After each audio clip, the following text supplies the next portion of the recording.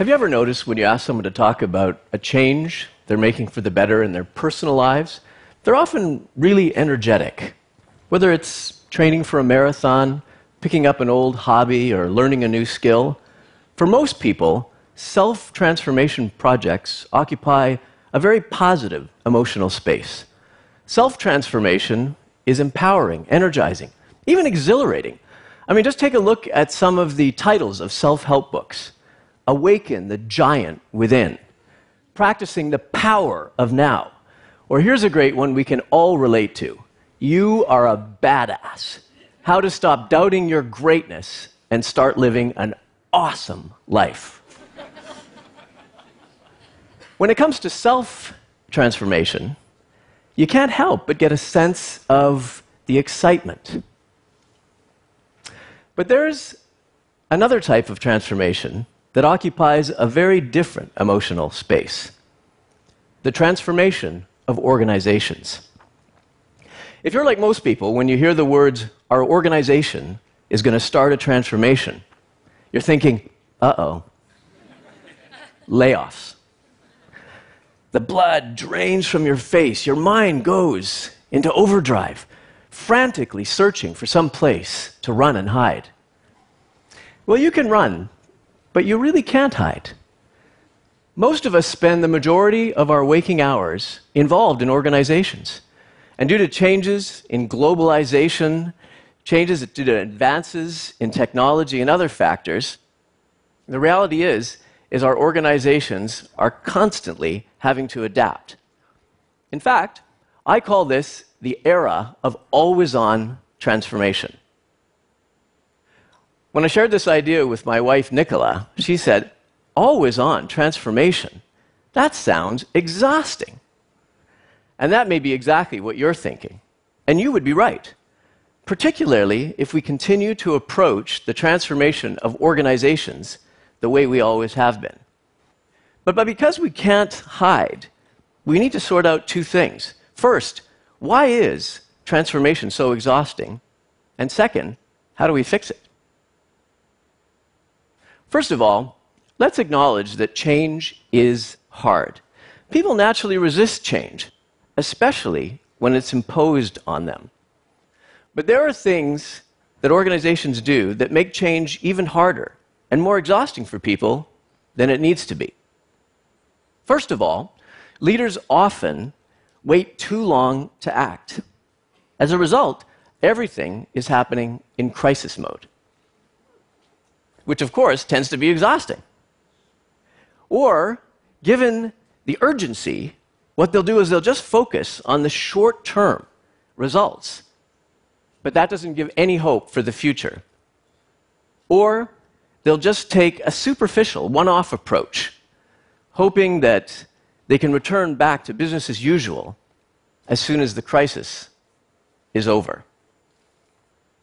This kind of approach is kind of the way some students approach preparing for standardized tests. In order to get test scores to go up, teachers will end up teaching to the test.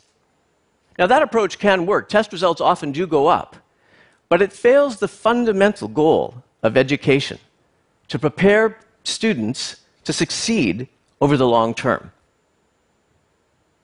So, given these obstacles, what can we do to transform the way we transform organizations?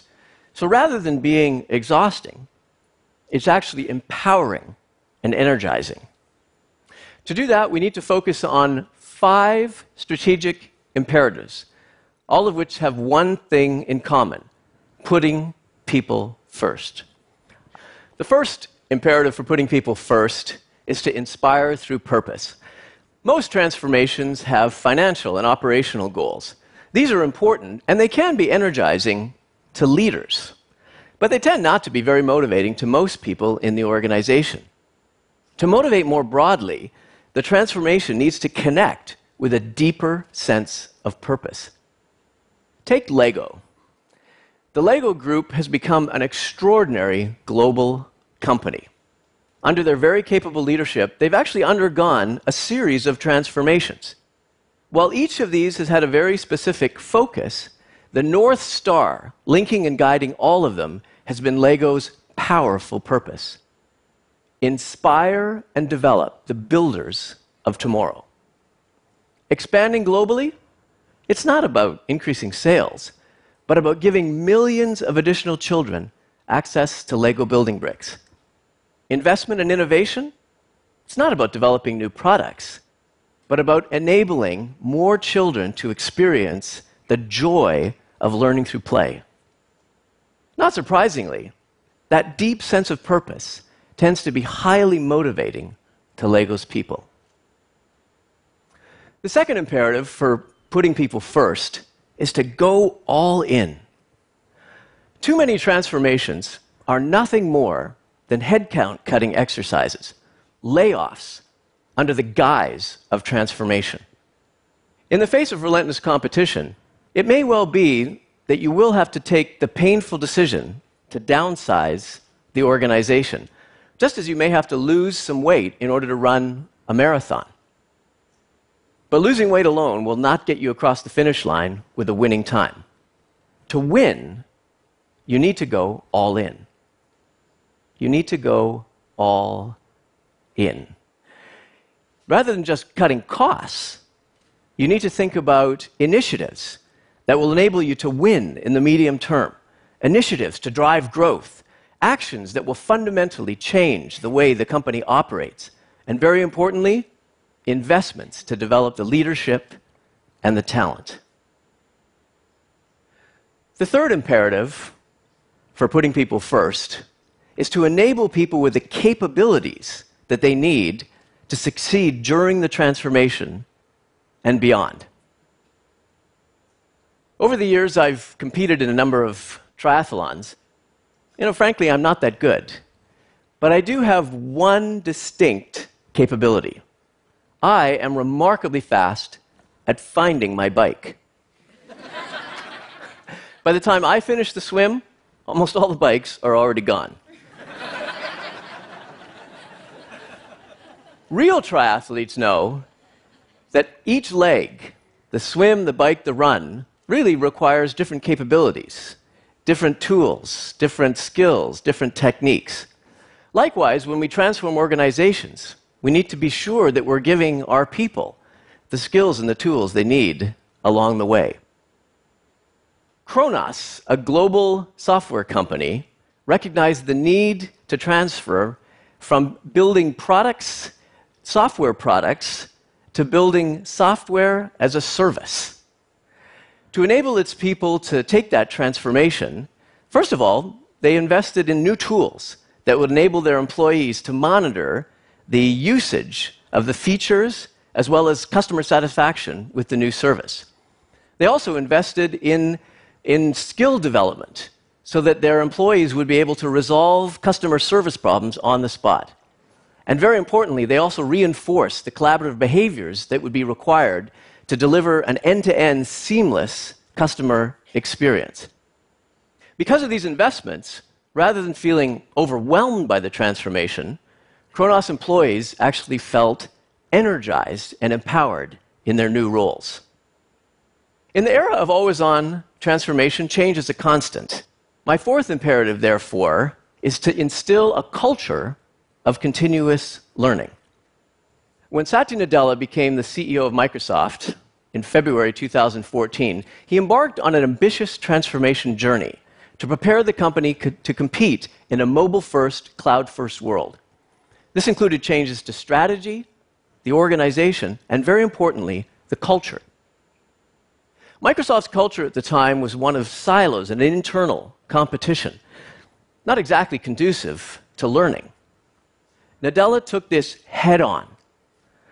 He rallied his leadership around his vision for a living, learning culture, shifting from a fixed mindset, where your role was to show up as the smartest person in the room, to a growth mindset, where your role was to listen, to learn, and to bring out the best in people.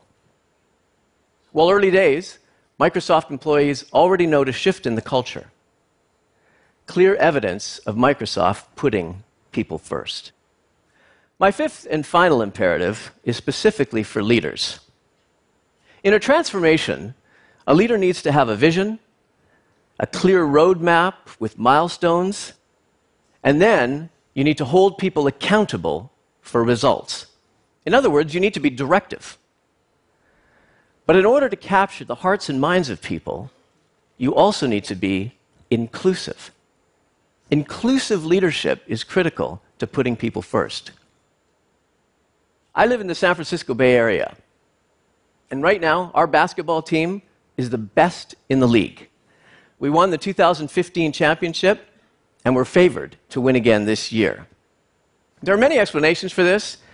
They have some fabulous players, but one of the key reasons is their head coach, Steve Kerr, is an inclusive leader. When Kerr came to the Warriors in 2014, the Warriors were looking for a major transformation. They hadn't won a national championship since 1975. Kerr came in, and he had a clear vision, and he immediately got to work. From the outset, he reached out and engaged the players and the staff. He created an environment of open debate and solicited suggestions. During games, he would often ask, "What are you seeing that I'm missing?" One of the best examples of this came in Game 4 of the 2015 finals. The Warriors were down 2-1 when Kerr made the decision to change the starting lineup. A bold move by any measure. The Warriors won the game and went on to win the championship. And it is widely viewed that that move was the pivotal move in their victory. Interestingly, it wasn't actually Kerr's idea. It was the idea of his 28-year-old assistant, Nick Uren. Because of Kerr's leadership style, Uren felt comfortable bringing the idea forward.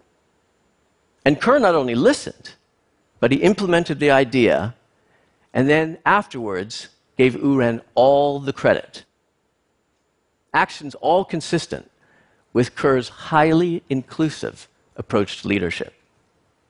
In the era of always-on transformation, organizations are always going to be transforming. But doing so does not have to be exhausting. We owe it to ourselves, to our organizations, and to society more broadly to boldly transform our approach to transformation. To do that, we need to start putting people first. Thank you.